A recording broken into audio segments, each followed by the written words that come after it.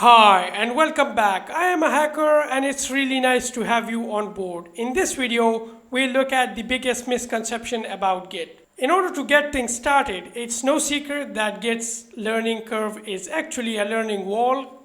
A convoluted jargon, a confusing API, and unclear inner working often lead to trembling hands when typing a Git command. I wish there was a single definite way to wrap your head around it, but there isn't. Like any new subject you encounter, the mental load your brain has to process decreases the more you immerse yourself in relevant literature and practice. However, there is a crucial misunderstanding that is common among most newcomers to Git, and I think clarifying it will be your first major paved stone in your future Git fortress.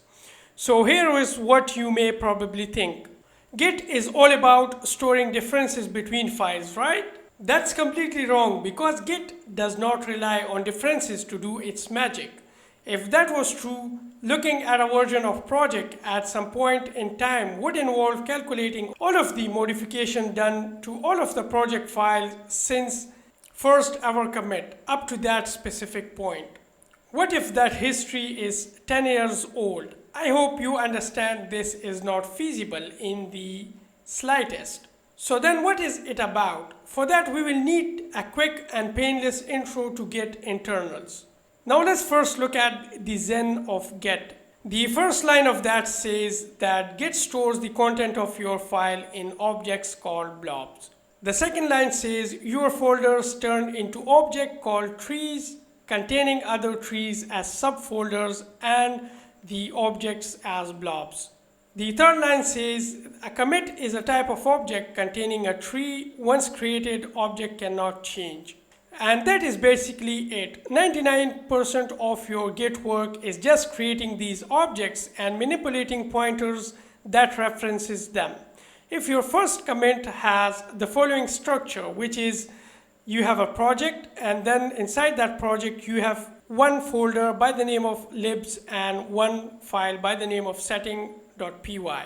And in that libs, you do have another subfolder and a file by the name of index.html and the folder by the name of base libs. And inside that base lib, you have a file by the name of file.py. Now, Git will store it like this. You will have a commit, and then three trees inside that and three blobs. What happens is if you change the lib/base underscore libs/file.py and commit again, changing the file meaning Git has to create a new blob object since its content have been changed. This also means creating a new tree object because base underscore lib folder content was changed as well, same as its parent folder libs.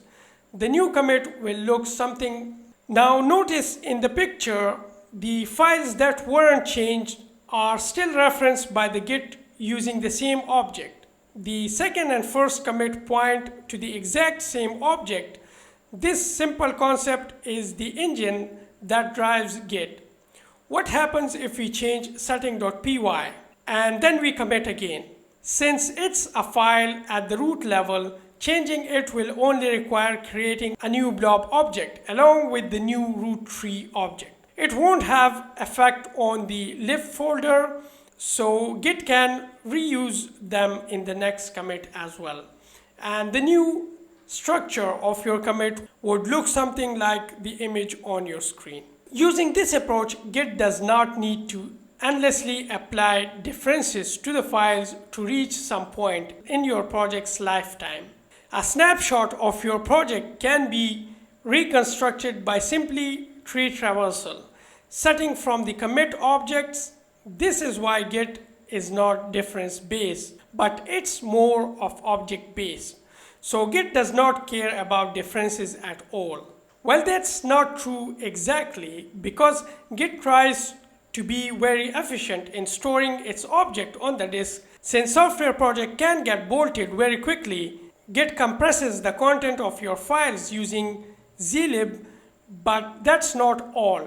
What if I change one line in a big file and make a new commit?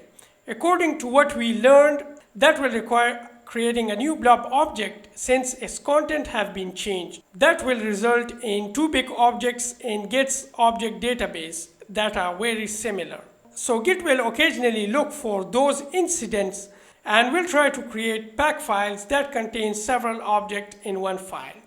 In those pack files, Git will utilize the differences between two nearly identical files, store one version of the file as a whole and the other as a delta. The version that will be stored intact is the more recent version because that's what you will most likely be working with. The technique is called delta compression and Git tells you about it all the time, especially when you deal with a remote repository. So now when you see this one cryptic Git message, the one you are seeing on the screen which says that count objects 29 done, delta compression using up to 4 threads and compressing objects 100% and stuff like that. So now you understand this message, right? You know Git is just being as efficient as it can be.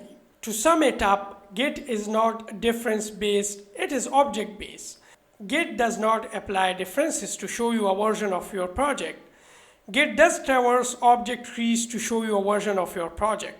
Git uses differences to minimize disk space for its object. So this is pretty much it for this video. I have a complete tutorial which is like 40 minutes on how to use Git.